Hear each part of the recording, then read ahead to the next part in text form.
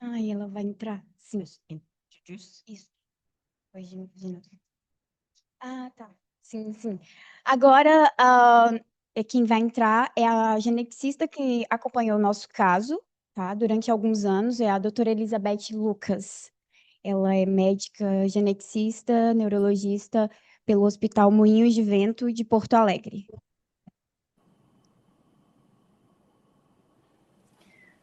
Hi, can you hear me? Oi, vocês conseguem me ouvir? At first, I Em would primeiro lugar, eu to thank you very much for Ayrton in this organization.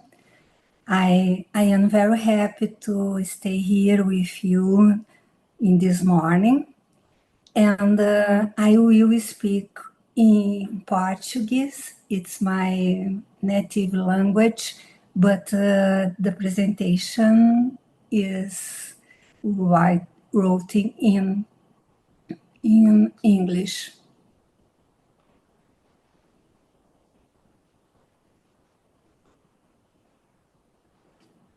I am trying sharing my presentation.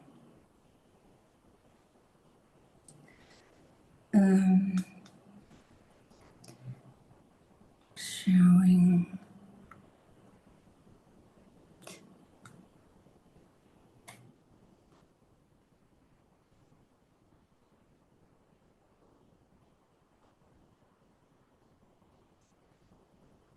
I will try to sharing.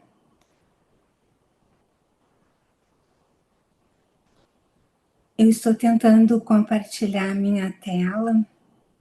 Eu vou tentar novamente.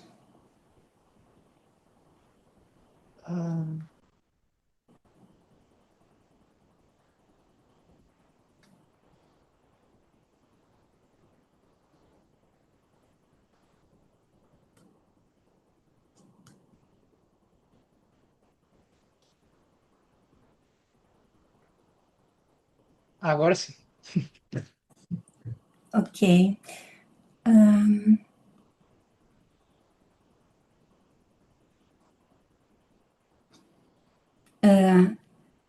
Vocês estão vendo? Vocês Sim. estão vendo? Ok. Eu vou falar um pouco sobre conhecimento, cuidado e esperança. Eu sou médica geneticista, como a Cristiane me apresentou, e eu não tenho nenhum conflito de interesse relacionado a essa apresentação.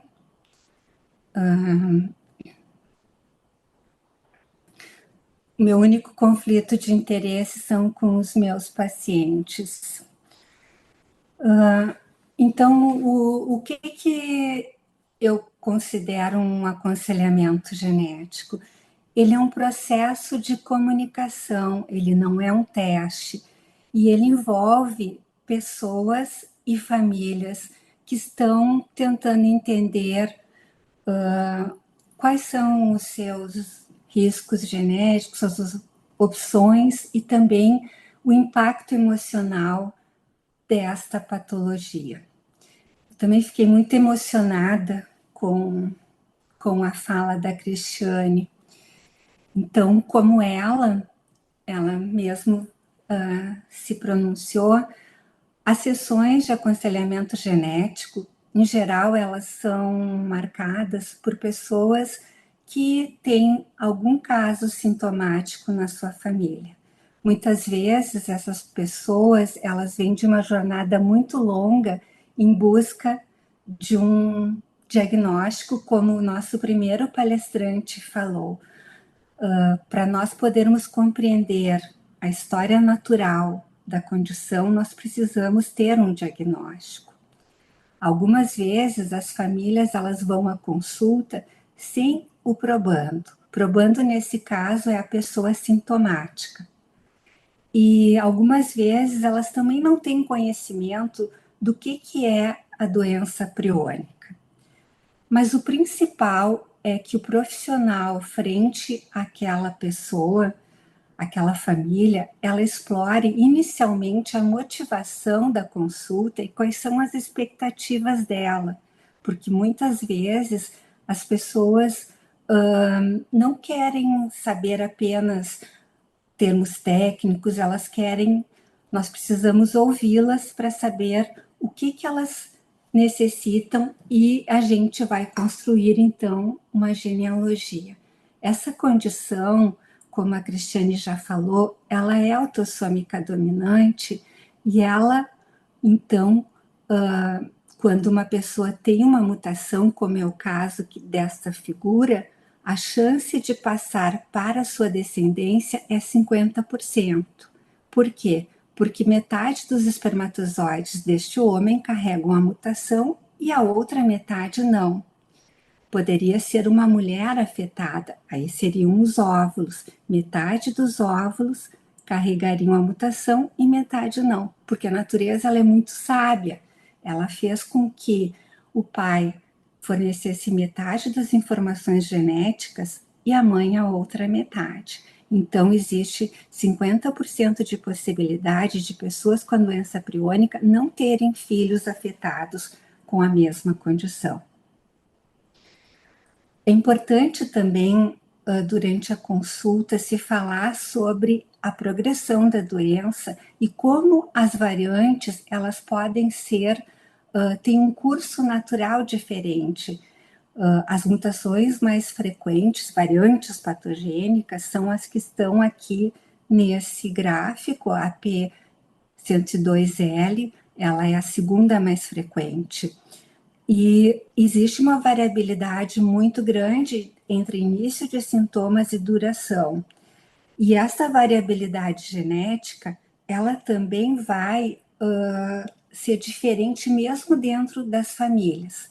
Vocês vejam que o tipo de mutação no gene, que é o PRNP, varia e, no caso dessa variante P102L, ela inicia com sintomas motores. Muitas vezes, os primeiros exames que os médicos pedem são exames para ataxias cerebelares, que são outras condições devido à raridade. Por isso, os painéis genéticos, pelo menos no Brasil, para ataxia cerebelar, não incluíam este gene.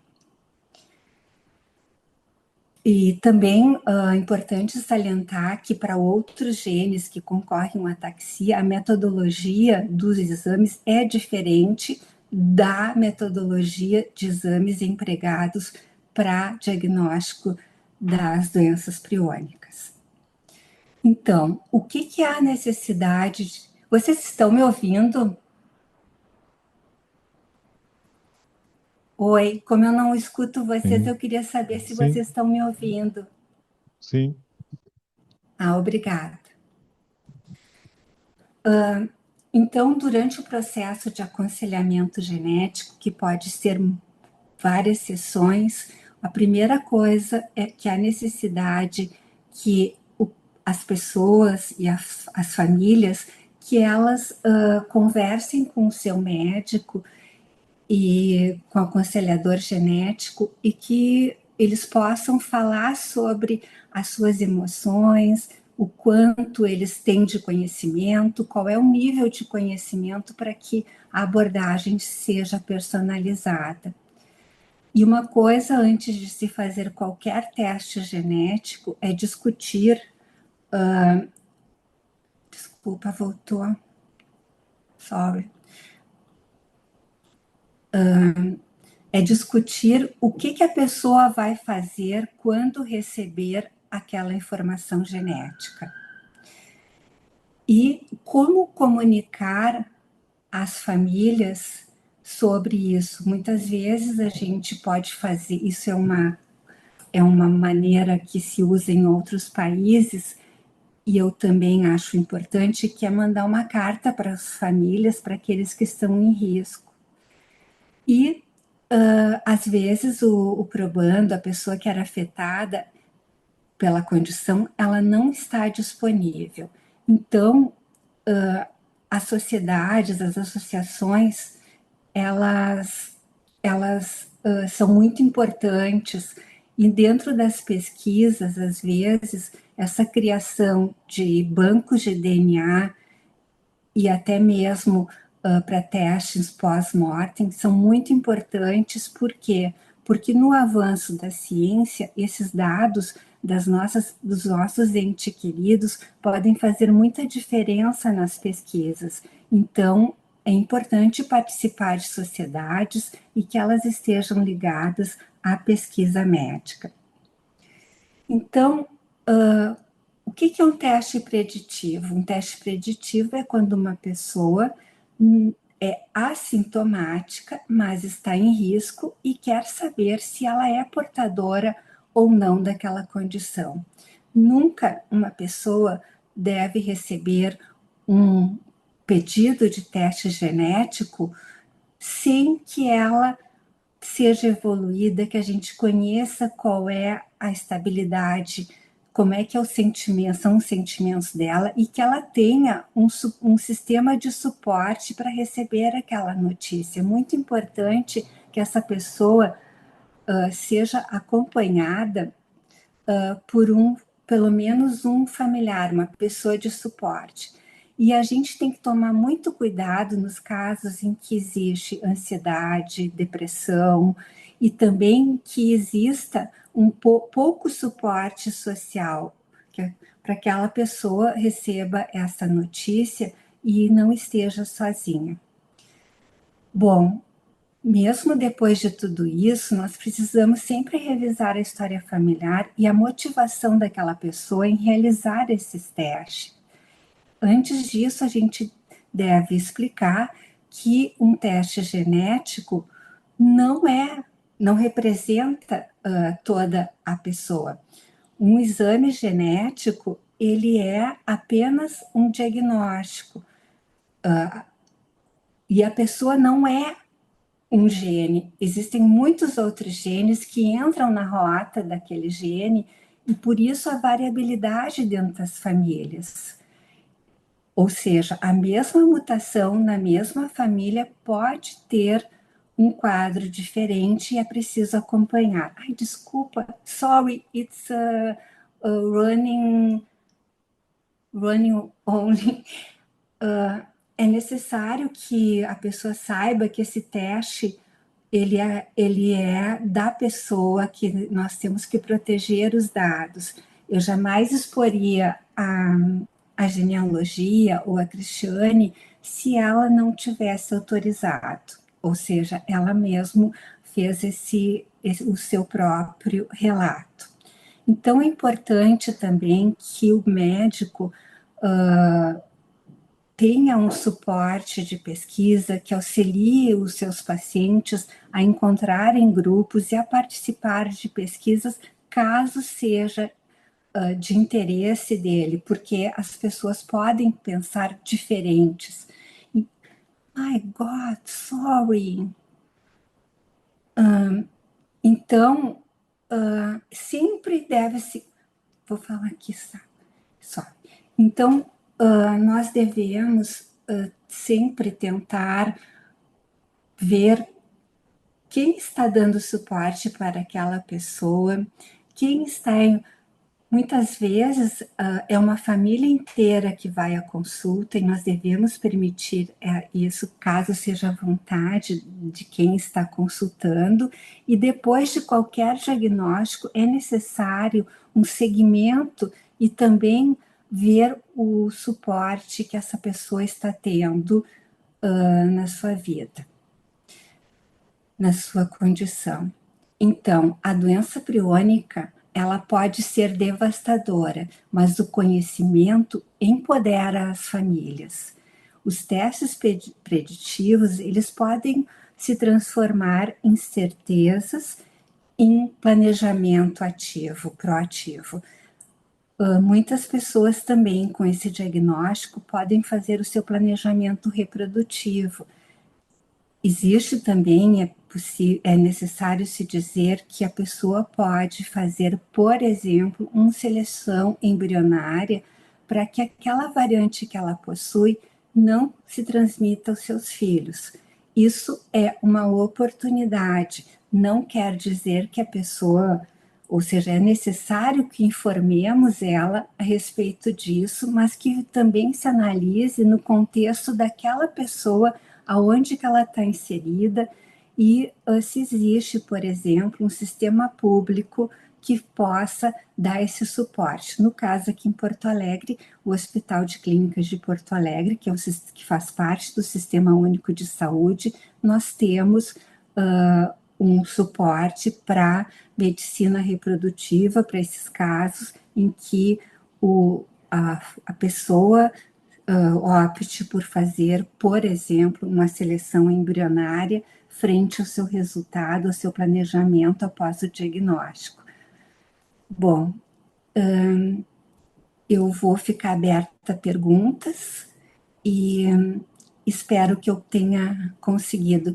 Thank you very much to you, Eriton, and I will at position to questions.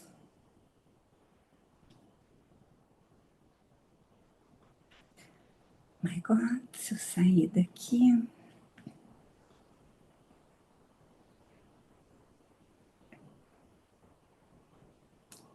Thank you.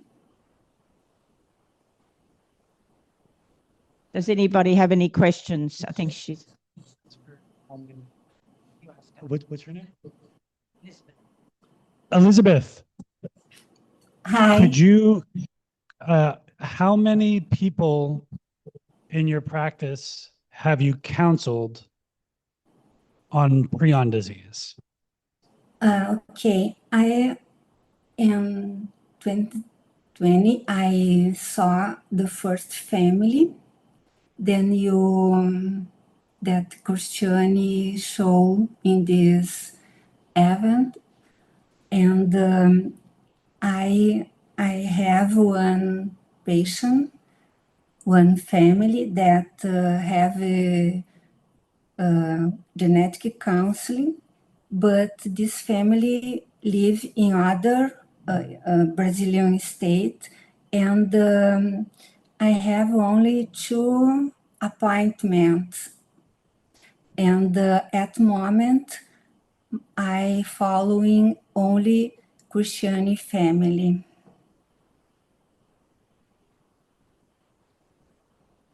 Sorry, I just have one follow-up question. For families that you're in contact that are at risk, what percentage do you typically see want to get their predictive testing done versus not knowing until or deferring that decision? Yes, in the case of this family, the proband is an affected person, and after I think that 2 years, the following this family, other parent or other not brother, and a outra irmã fez o teste, the other person, and the test is positive, and she is asymptomatic and has other person that decided not testing. I don't know if I respond your question. Yeah, thank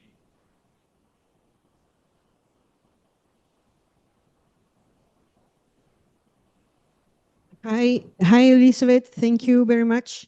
My name is Carola. I come from Chile, from a city that we have plenty of E200K cases.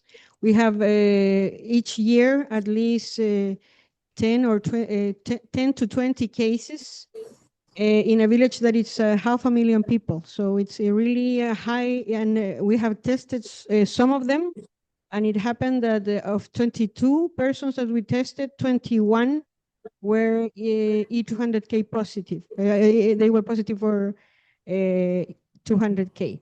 So we have a huge problem in the sense that we can, they are, for the moment, they don't have any company. They are really not knowing what's going on. Not many people, not many neurologists or doctors know how to proceed in these cases. And this generates, as we have seen in the foundation, generates a lot of stress for the families. Some of the people inside the family, they want to do the testing. Some others, they don't want. And this, we don't know how to handle it very well. So what would be your advice in this case for us? How do we make a good, how do you say, company for the people?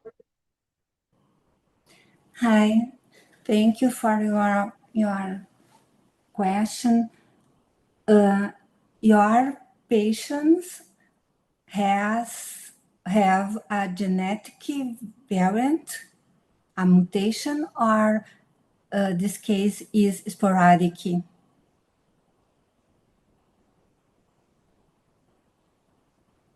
It's genetic. They have the mutation 200K in the, yeah. So, Okay. so it's a genetic Creutzfeldt-Jakob. Thank you. If you need